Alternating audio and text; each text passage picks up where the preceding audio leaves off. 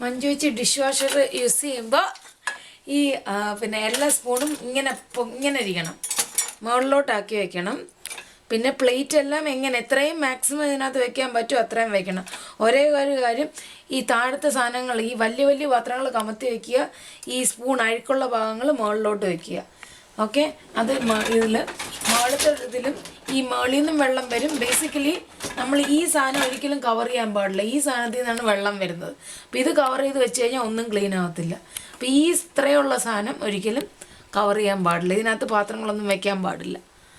Okay, അത് കഴിഞ്ഞിട്ട് ഇതിനകത്ത് മാക്സിമം വയ്ക്കുക, എല്ലാം കമത്തി വയ്ക്കുക. ഇതിനകത്ത് കഴിവതും പ്ലാസ്റ്റിക് സാധനങ്ങൾ വയ്ക്കുക.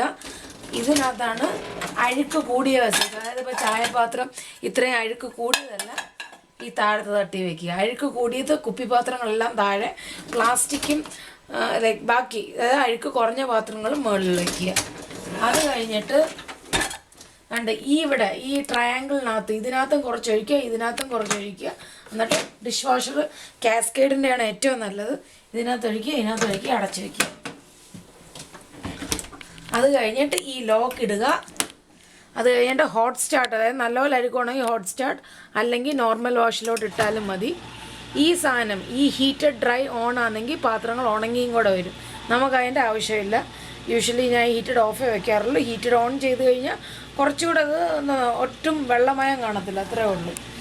അത് നമുക്ക് വലിയ കുഴപ്പമില്ലാത്തതുകൊണ്ട് ഞാൻ ഓഫിലാണ് വെച്ചത്.